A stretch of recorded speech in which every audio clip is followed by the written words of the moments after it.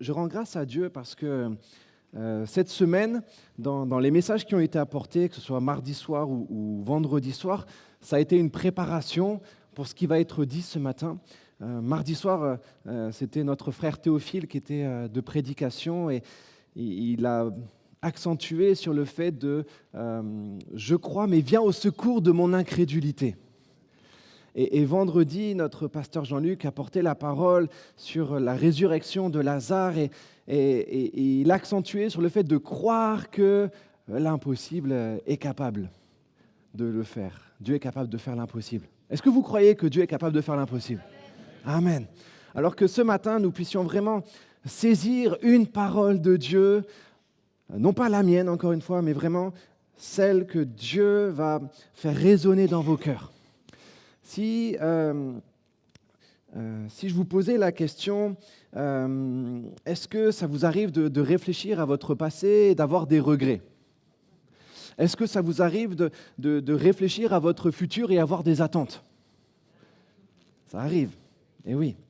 Mais je crois qu'en réfléchissant au passé, et trop intentionnellement et trop dans le futur, on peut avoir...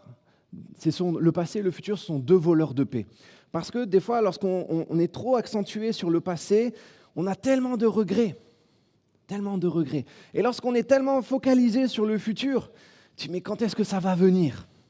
Et lorsqu'on est focalisé sur le passé, si seulement j'avais pris une autre décision, si seulement je n'avais pas fait cette erreur, si seulement cette tragédie n'était pas arrivée. Alors moi, j'aime bien travailler sur l'ordinateur depuis plusieurs années. Et quand on est sur l'ordinateur, il y a un raccourci clavier qui s'appelle CTRL-Z qui permet d'annuler l'action qu'on vient de faire. Et ça m'est arrivé, parce que avoir répété cette opération plusieurs fois, que dans ma vie, je venais de faire une action, CTRL-Z. La parole que je viens de dire, j'aimerais tellement l'annuler. Ce que je viens de faire, purée, pourquoi je ne peux pas revenir en arrière ? Trop tard, effectivement. Et quand on ressasse le passé, il y a des regrets parfois. Et lorsqu'on pense trop au futur, un jour, je sais que ma situation changera. Un jour, je sais que, voici, j'aurai ce travail, j'aurai tel conjoint, j'aurai des enfants, un jour, je vivrai ma meilleure vie, un jour, je serai tranquille, un jour, mon avenir sera bien meilleur. Sauf que des fois, le futur, il peut nous rendre anxieux. Pas plus tard que ce matin, je lisais l'appel de la vie. Et d'ailleurs, petite promotion, vous pouvez en récupérer sur le présentoir. Ils sont à votre disposition pour pouvoir évangéliser. Et au dos, il y a un sondage. Il disait ceci, 50% des Français, un sondage qui date du mois dernier, un sondage IFOP, 50% des Français seraient inquiets face à l'hantavirus. Un avenir qui nous rend anxieux, qui est incertain. Et en fait, pendant qu'on oscille entre le passé, avec ses regrets, ce futur, avec ses inquiétudes, on oublie que nous pouvons avoir un changement aujourd'hui. Un changement aujourd'hui on peut agir sur notre présent. Et dans notre vie spirituelle, on peut avoir ce même schéma où on est tellement axé sur le passé. Alors, question, qui d'entre vous aurait tellement aimé vivre à l'époque de Jésus à Jérusalem, en levant la main ? Ça serait trop bien, n'est-ce pas ? De vivre au contact de Jésus, peut-être faire partie de ses disciples. Ou alors même, qui aurait aimé être présent il y a à peu près 70 ans en France avec le réveil qu'il y a eu avec Douglas Scott qui a fait des miracles extraordinaires. Il y a eu des résurrections, il y a eu des aveugles qui ont vu, il y a eu des miracles. Waouh, qui aurait aimé être présent ? Certains l'ont peut-être vécu au milieu de nous. Je ne sais pas. Ou alors, notre vie spirituelle tournée vers le passé, mais aussi elle peut être tournée vers le futur. Je sais qu'un jour, il n'y aura plus de souffrance. Je sais qu'un jour, il n'y aura plus de douleur. Les larmes cesseront, les guerres cesseront. et ma vie sera enfin tranquille, parce que Dieu réglera tout au ciel. Qui attend ce jour avec impatience? Amen. Et oui, c'est notre espérance en tant qu'enfant de Dieu. Mais qu'en est-il d'aujourd'hui? Qu'en est-il d'aujourd'hui? Qu'en est-il de, peut-être que pour certains, juste à la fin de ce culte, vous allez retourner dans votre quotidien, qui est terrible. Vous allez peut-être repenser à votre famille. Vous allez ressasser, aller peut-être demain retourner au travail, et dans ce travail compliqué. Ou peut-être que vous allez, après le culte, ressentir de nouveau cette douleur qui vous rappelle cette maladie. Qu'en est-il pour nous aujourd'hui? Je crois que c'est précisément là, dans ce présent, non pas en pensant au passé, non pas en pensant au futur, mais c'est dans ce présent que Jésus veut intervenir. Alors je vais prendre la parole de Dieu et utiliser le passage que Jean-Luc a utilisé vendredi soir, la résurrection de Lazare, dans Jean chapitre 11. Rassurez-vous, je ne vais pas dire exactement ce qu'il a dit, mais je crois qu'on pourrait prendre 10 000 prédicateurs sur le même passage, il y aurait 10 000 façons d'apporter ce passage. Alors, voyons un petit peu à quel temps conjuguez-vous votre foi? À quel temps conjuguez-vous votre foi? Parce que, imaginez-vous, il y a 2000 ans, à Béthanie, lorsque Lazare vient de mourir depuis 4 jours, sa maison, où il y a ses 2 sœurs, Marthe et Marie, ça fait 4 jours que Lazare est mort, il est enterré, ça y est, Marthe et Marie sont dans le deuil, dans l'amertume, dans la souffrance. Et c'est terrible. Et à un moment donné, Jésus arrive à Béthanie et voici que Marthe va accourir auprès de Jésus. Et elle commence par conjuguer sa foi au passé. Seigneur, si tu avais été ici, mon frère serait encore vivant. Si tu avais été ici, tu l'aurais guéri à temps. Elle a sa foi dans un passé. Jésus va lui répondre, mais ton frère ressuscitera. On pourrait même le dire, mais ton frère est sur le point de ressusciter. Et Marthe, elle va comprendre d'une façon un peu différente. Elle va conjuguer sa foi au futur. Je sais qu'il ressuscitera le dernier jour. Alors juste avant, elle conjuguait sa foi au passé. Juste après, elle conjugue sa foi au futur. Mais immédiatement, Jésus va intervenir. Parce qu'elle croit au miracle d'hier, elle croit au miracle de demain, elle croit qu'à la fin des temps, Dieu va agir, mais elle est incapable de concevoir le miracle à l'instant présent. Elle a une foi solide pour hier, elle a une foi solide pour demain, mais sa foi, elle est stérile pour aujourd'hui. Elle est capable de croire au plus grand miracle de la fin des temps, mais elle est incapable de croire au miracle immédiat. Et c'est pour ça que Jésus va l'arrêter. Il va refuser de la laisser dans ses regrets ou dans ses attentes. Il va dire, « Je suis la résurrection et la vie. » Non pas « j'étais la résurrection et la vie », non pas « je serai la résurrection et la vie », mais « je suis la résurrection et la vie ». Mes amis, la résurrection n'est pas un événement historique ou une doctrine future, mais c'est une personne. La résurrection est une personne qui se tient devant elle et qui se tient devant nous. Le même je suis est présent au milieu de nous ce matin. Il n'a pas changé. Il est le même hier, aujourd'hui, éternellement. Sa puissance n'est pas restée au 1er siècle à Jérusalem. Sa puissance ne sera pas lorsque nous serons au ciel avec lui. Mais sa puissance est disponible aujourd'hui. L'impossible peut prendre fin dans votre vie aujourd'hui. Est-ce que vous croyez cela? Est-ce que vous le croyez? Non pas dans 10 ans, mais aujourd'hui. Malheureusement, il est facile d'avoir la même réaction que Marthe. de reporter la puissance de Dieu dans le futur. Parce que ça évite de prendre des risques aujourd'hui, ça coûte moins. Oui, je sais qu'un jour, Dieu va restaurer ma santé. Oui, je sais qu'un jour, Dieu va me donner ce travail. Je sais qu'un jour, Dieu va me délivrer de cette maladie. Le fait de reporter notre foi au futur, ça nous évite d'être déçus aujourd'hui. Mais mes amis, l'impossible peut prendre fin dans votre vie aujourd'hui. Aujourd'hui. Dans la pensée juive, ils croyaient que durant les 3 premiers jours, suite au décès, l'âme planait au-dessus du corps. Et donc, il y avait quand même un espoir que durant les 3 jours, il pouvait avoir une résurrection possible. Mais sauf que là, on est au 4e jour. C'est-à-dire que c'est l'âme, dans la pensée juive de l'époque, l'âme, et ça y est partie. La décomposition a commencé à faire son œuvre. Et donc, dans la pensée de Marthe, ça y est, tout espoir est parti. C'est scientifiquement, biologiquement, humainement, tout ce que vous voulez, c'est terminé. C'est fini.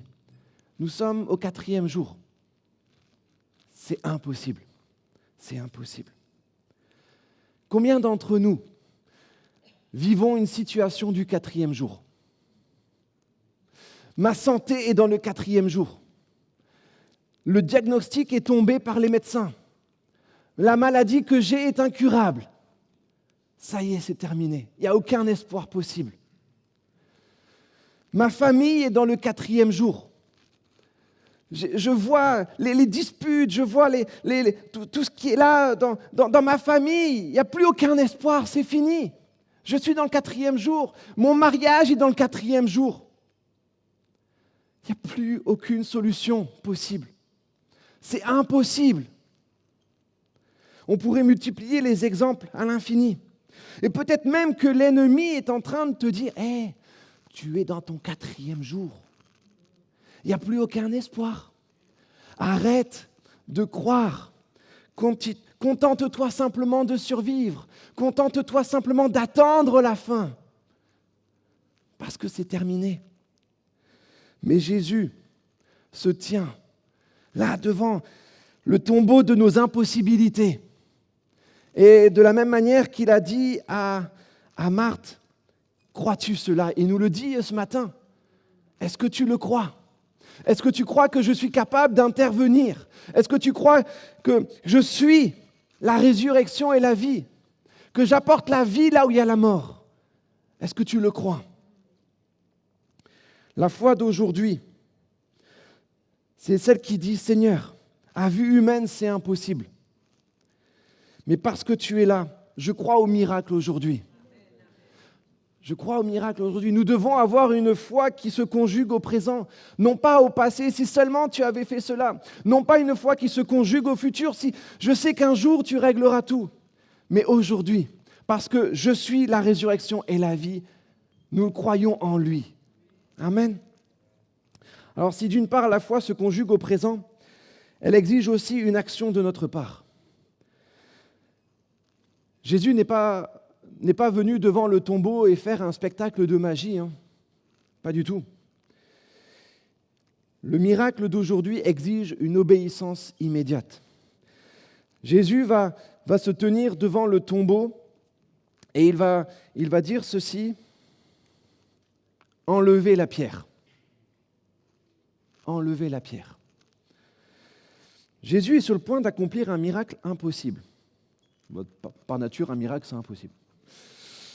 Mais d'accomplir l'impossible, le fait de ressusciter un homme dont la décomposition a déjà commencé. Waouh! Et pourtant, il est là devant cette lourde pierre et il va demander à des hommes d'enlever cette pierre. Il aurait pu peut-être demander à des anges d'enlever la pierre, il aurait pu par sa parole peut-être faire exploser la pierre, mais non, il va demander à des hommes d'enlever la pierre. Pourquoi ? Parce que Dieu accomplira toujours l'impossible, mais il nous demande de faire le possible. Il nous rend participants. Dieu fait ce que nous ne pouvons pas faire, le miracle. Mais il exige que nous fassions ce que nous pouvons faire, l'obéissance. Il fait l'impossible, mais il nous demande l'obéissance. Parce que sa grâce ne nous dispense jamais de notre responsabilité.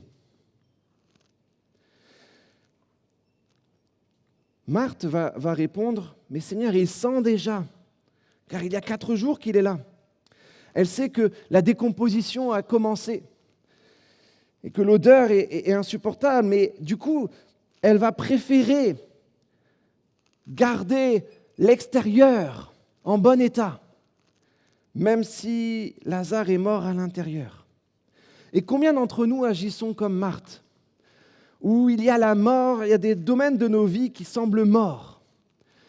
Un mariage brisé, une addiction secrète qui est là, une blessure d'enfance, une culpabilité, et par peur d'être exposé, par peur de souffrir à nouveau, on préfère laisser une pierre devant des situations que nous avons, que nous tolérons.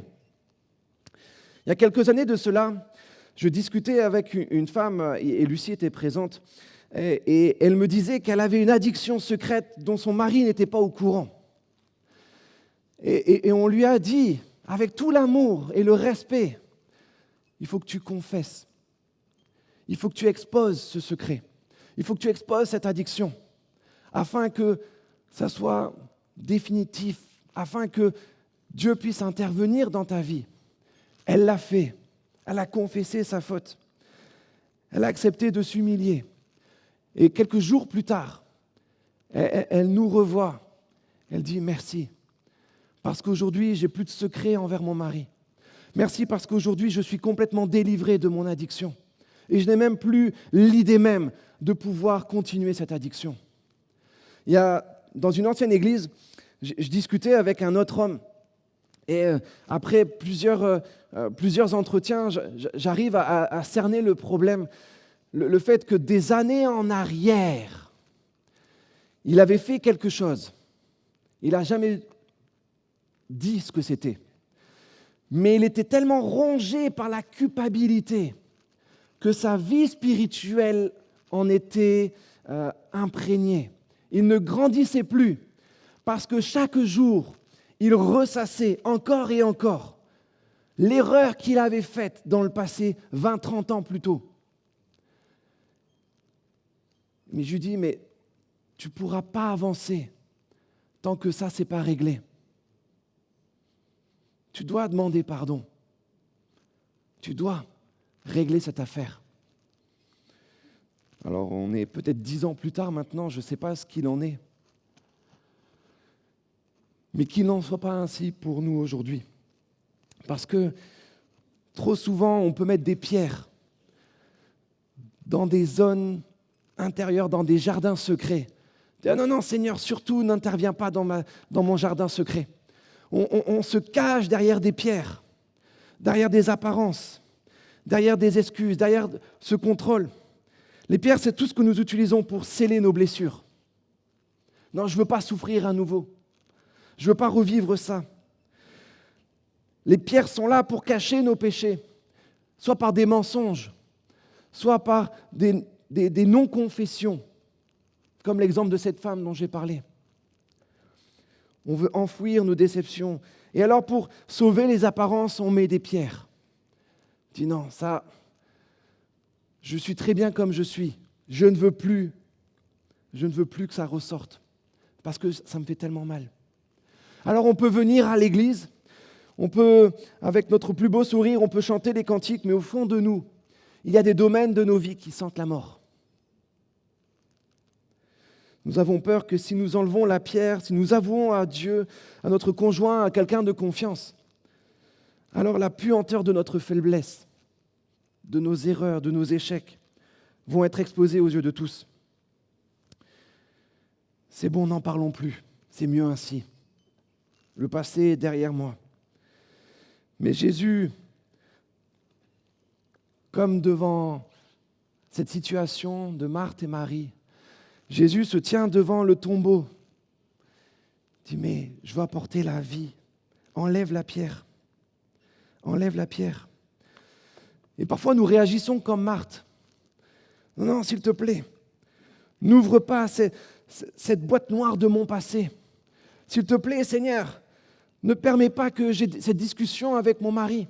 S'il te plaît, Seigneur, n'expose pas ma faiblesse, mon addiction secrète. S'il te plaît, Seigneur, ça va tellement sentir mauvais, ça va être tellement douloureux, ça va être tellement humiliant. Ouais, mais si tu veux que Dieu amène la vie dans ton tombeau, tu dois accepter d'enlever la pierre. Quelle que soit la pierre. Dieu demande une discipline, Dieu demande une certaine obéissance. Parce qu'il y a cette équation, le possible qui est notre part, notre obéissance. Et en fait, c'est tellement plus facile de faire notre part que de faire la sienne. Dieu, lui, fera la sienne, l'impossible, le surnaturel. Et alors Dieu interviendra, Dieu fera le miracle, Dieu agira. Notre part, ce n'est pas de ressusciter le mort par nous-mêmes, parce qu'on en est incapable. Notre part, c'est simplement d'enlever la pierre. Notre part, c'est l'obéissance. Et puis après, on laisse Dieu s'occuper du reste, qui a la plus grande part. Parce que Dieu ne fera pas par miracle ce qu'il t'a ordonné de faire par obéissance. Tant que toi, tu n'agis pas sur ce qu'il te demande, il ne pourra pas agir. Enlève la pierre aujourd'hui, parce qu'il veut appeler la vie. Le miracle de Dieu exige votre coopération. Jésus ne fera pas le miracle à travers une pierre fermée. Il n'agira pas dans vos secrets. Il n'agira pas dans vos orgueils. Tant que le péché est caché, il peut proliférer. Mais quand le péché est mis en lumière, alors Dieu peut intervenir. Dieu peut intervenir. Alors oui, nous voulons le miracle, la résurrection, dans le cas de ce Lazare, tout en refusant de rouler la pierre, la discipline.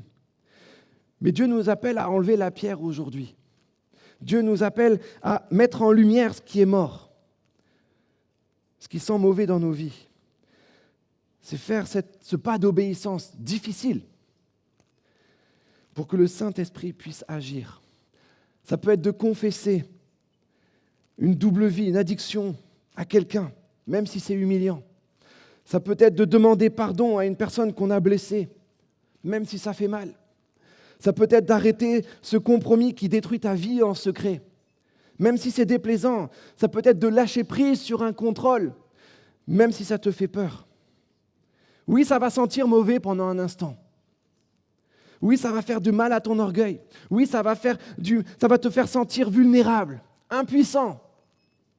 Mais c'est le seul moyen que Dieu a pour restaurer ta vie complètement. Parce qu'à l'instant où nous acceptons de faire notre part, à l'instant où nous obéissons en ôtant la pierre, en l'enlevant, alors l'atmosphère va changer.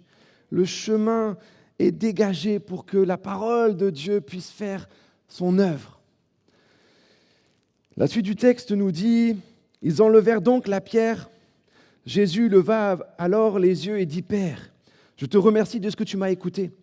Pour ma part, je savais que tu m'écoutes toujours, mais j'ai parlé à cause de la foule qui m'entoure, afin qu'ils croient et que c'est toi qui m'as envoyé. » Après cela, il cria d'une voix forte, « Lazare, sors. » Et le mort sortit. Waouh! Remarquez la vitesse à laquelle les choses se sont passées. En un instant, le mort a repris vie. Dès que la pierre est ôtée, Jésus ne va pas lancer un processus d'attente. Il ne dit pas, très bien, maintenant nous allons prier, nous allons jeûner pour qu'il y ait, d'ici quelques mois, que la vie va reprendre. Non.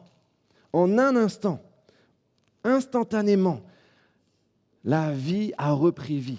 La vie est intervenue dans ce qui était mort. Une seule phrase. Le miracle qui est là. Et remarquez une chose, c'est que Jésus n'a pas simplement dit « sortez »,« sors ». Mais c'est un miracle qui est personnalisé. Lazare sort. Saint Augustin, au IVe siècle, un théologien de l'Église primitive, a dit ceci: « Si Jésus n'avait pas nommé Lazare spécifiquement, sa voix était si puissante que tous les morts du cimetière de Béthanie seraient sortis du tombeau en même temps. » Il a crié « Lazare, sors !» Un appel ciblé, personnel, intime. Jésus sait exactement quel tombeau il s'adresse. Jésus connaît votre nom, il connaît votre situation. Il connaît tout de vous. Et peut-être même que le Saint-Esprit est en train d'appuyer sur des jardins secrets, sur des choses qui sont cachées, que vous maintenez enfouies, cachées derrière des lourdes pierres, en ce moment même. Et Jésus, par sa voix puissante, en train d'appeler la vie, là où il y a des zones mortes dans vos vies. La puissance créatrice de la parole est agissante. Parce que c'est la même parole qui a apporté la vie dans la Genèse, que la lumière fut, que la lumière soit et la lumière fut. Cette même parole a crié Lazare sort. Et si la vie est apparue dans la Genèse, si la vie est apparue dans le tombeau de Lazare, alors la parole de Jésus a le pouvoir de créer la vie sur ta mort, là où la mort a fait son œuvre à l'intérieur de toi. Quelle est la situation qui est dans ton 4e jour ce matin? Quelle est la situation qui est peut-être cachée? Quelle est la situation où tu aimerais tellement qu'il y ait la vie de Dieu, une parole de Jésus qui agit instantanément dans ta vie, dans ton cœur, dans ta situation, qui apporte la vie? Quelle est cette situation? Parce qu'il suffit d'une seule parole de Jésus pour que tout change. Trop souvent, nous prions pour un avenir meilleur, comme je l'ai dit en introduction, oubliant que Dieu veut pourvoir aujourd'hui. Dans l'Ancien Testament, alors que le peuple d'Israël était dans le désert, chaque jour, il y avait une manne qui descendait du ciel. Et cette manne était suffisante pour la journée. Et si quelqu'un essayait d'en accumuler un petit peu plus, elle moisissait, elle pourrissait. Parce que Dieu nous donne exactement ce qu'il nous faut aujourd'hui. Sa puissance, sa joie, sa paix sont une manne aujourd'hui disponible. N'attendez pas d'aller mieux demain pour chercher sa présence. N'attendez pas de ressentir la force pour avoir la foi. La provision de Dieu, elle n'est pas dans notre ressenti. Elle est dans la parole de Dieu. Elle est dans sa présence. Et elle est disponible aujourd'hui. Aujourd'hui et maintenant. Lorsque le Saint-Esprit descend, sa puissance est agissante immédiatement.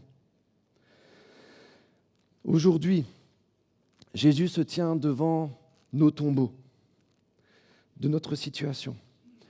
Et il nous pose la même question qu'à Marthe. Est-ce que tu vas continuer à vivre dans la nostalgie du passé et les regrets en disant, et toi tu vas répondre, mais Seigneur, si seulement tu avais agi avant, j'en serais pas là aujourd'hui. Est-ce que tu vas continuer à repousser le miracle à demain en disant comme Marthe, oui, un jour tu agiras? Ou est-ce que tu vas décider aujourd'hui d'aligner ta foi sur le présent de Dieu? Est-ce que tu crois que je suis et présent? Je suis et là. La foi du présent n'attend pas que les circonstances extérieures changent pour croire. Mais parce que Jésus, je suis, est présent, alors tout peut changer.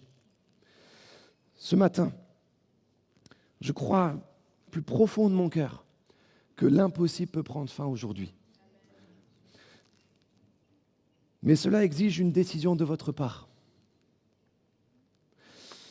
Premièrement, de conjuguer ta foi au présent. Non pas hier, non pas demain, mais aujourd'hui.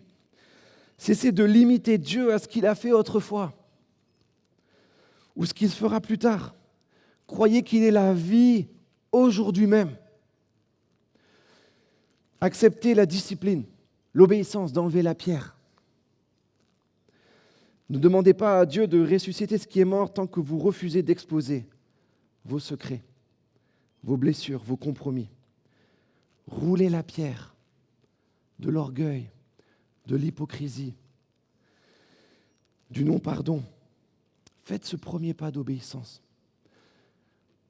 Dans toutes les églises où je suis passé, le non-pardon fait des dégâts terribles. Ne permettez pas, s'il vous plaît, à garder cette pierre du non-pardon. Et attendez-vous au miracle aujourd'hui. Faites confiance à la parole créatrice de Jésus. Faites confiance à cet appel, à cette parole qui est personnalisée. Il veut s'adresser à vos vies. Il veut s'adresser à vos situations. Est-ce que l'équipe de louange pourrait revenir, s'il vous plaît? Acceptez d'être délié de vos habitudes qui vous empêchent de marcher librement. Dieu va agir aujourd'hui. Jésus n'a pas attendu que Lazare soit parfumé. C'est bon, il sent bon, on peut maintenant le ressusciter. Il l'a appelé alors qu'il sentait la mort. Il appelle la vie, là où ça sent la mort dans vos vies. Dans les domaines où il n'y a plus aucun espoir, dans les domaines où tout vous semble impossible, il appelle la vie. Alors qu'allez-vous faire aujourd'hui? Parce que la pierre est devant vous. La pierre ne demande qu'à être ôtée. Jésus se tient là devant vous, devant vos situations, devant vos pierres, devant les zones qui sont mortes. Jésus se tient devant vos tombeaux et vous pose la même question qu'à Marthe. Crois-tu? Crois-tu que je puisse intervenir? Crois-tu que je puisse apporter la vie là où la mort règne depuis plusieurs semaines, plusieurs mois, plusieurs années, comme le témoignage de cet homme que j'ai raconté? Crois-tu que je suis capable de souffler la vie aujourd'hui